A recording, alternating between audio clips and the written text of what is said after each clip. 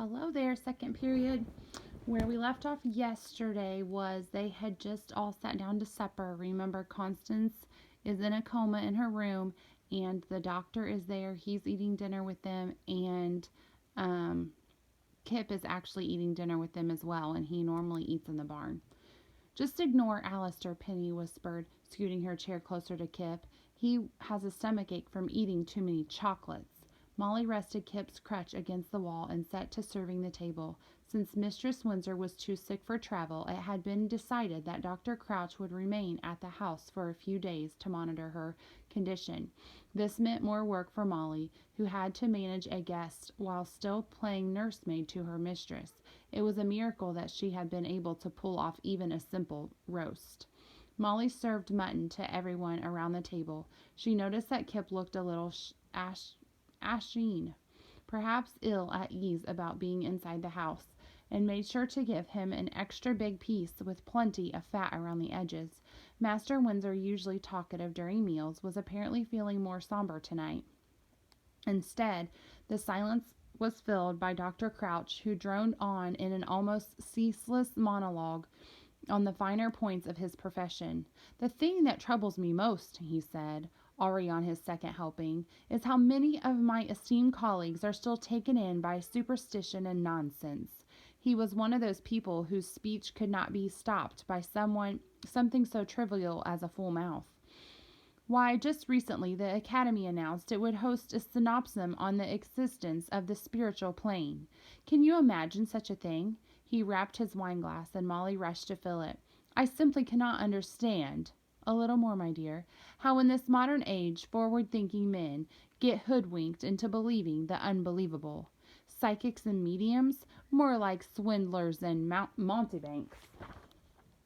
Kip had apparently been listening more closely than the others. "So you don't believe in spirits?" he said from his plate. Dr. Crouch glanced up, looking equal parts amused and annoyed. "I believe in the natural world and empirical facts, my boy. Superstition is merely the reaction of a weak mind confronted with what it cannot fathom. Primitive man found spirits in every blade of grass and bush. Take that unusually large tree in front of your house, for example." Penny perked up. "Oh, it's a magic tree." Preposterous, Master Windsor cut her off. He smiled at the doctor. "I don't know where she would get such an idea." "But the child proves my point," Dr. Crouch rejoined.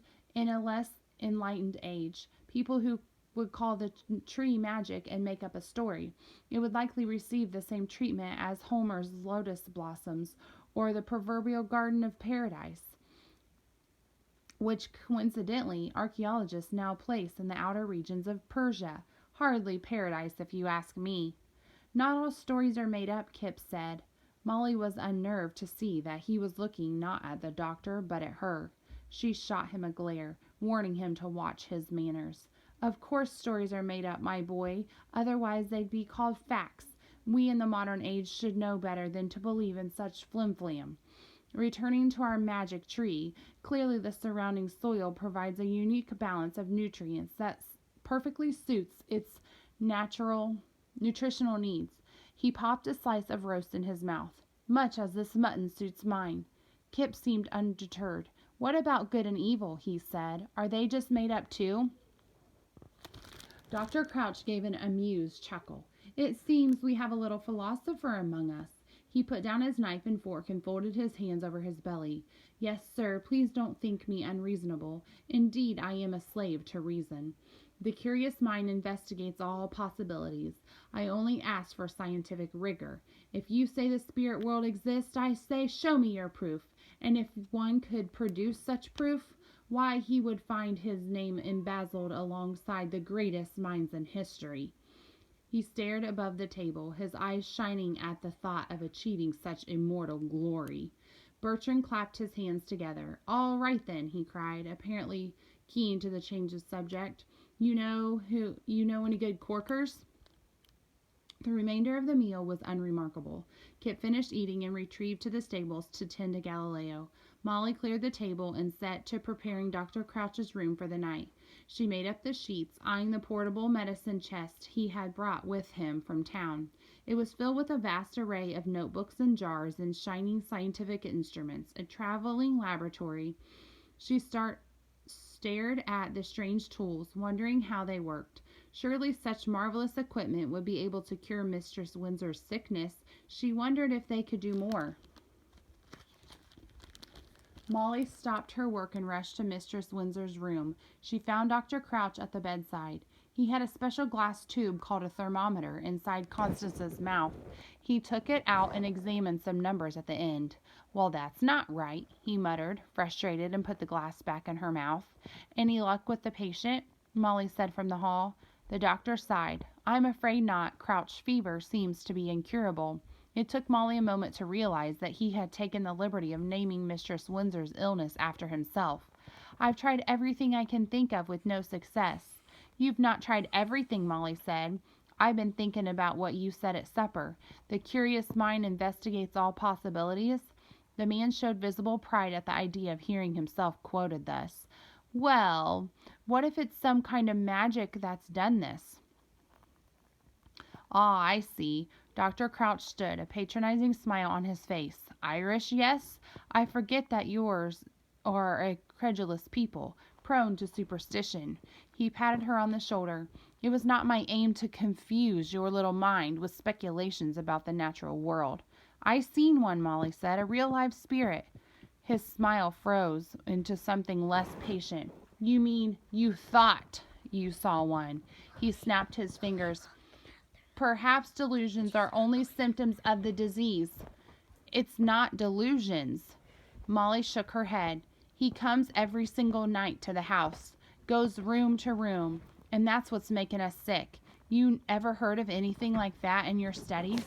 The man stroked his chin, engaging despite himself. "There are, of course, creatures that can carry disease. I am reminded of the Black Death in the Middle Ages, but those were rats." He gave a distinguishing smile. "Not spirits." Molly bit her tongue, reminding herself that it did no good to argue with a person whose mind was set.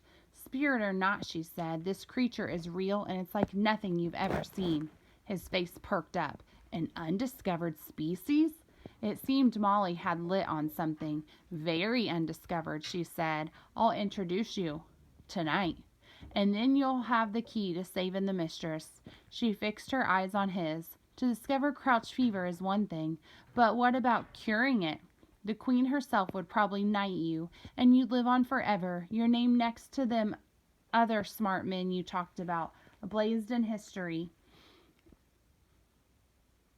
The man stared beyond her, his small eyes darting back and forth as if imagining the possibility. "It's the greatest men who took the greatest chances." Molly spoke with a lip. "It's your duty as a man of science to at least try." Dr. Crouch screwed up his chin. "Perhaps I could look into it, if only to cure you of your delusions.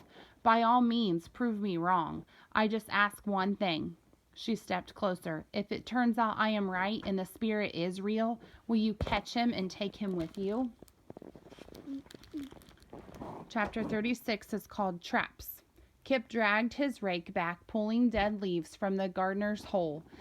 But what good can a doctor do? He glanced at Molly, who was sitting beneath a tree on an overturned bucket. Doctors know all sorts of special science tricks. On her lap lay a tattered old net that had been left in Galileo's cart, which she was now mending. "He's probably got ways to trap the gardener with a mirror or stuff it in a bottle." Kip wiped his brow. "I don't think that's how science works." He had spoken to the doctor twice now, and did not share his sister's high opinion. Dr. Crouch was the sort who needed to be right about everything. You could tell him his head was on fire, and he'd tell you why you were wrong, even as he burned. Besides, he hopped closer, you told me he didn't even believe you. He just thinks it's some kind of animal. "We don't need him to believe us," she said. "We just need him to help."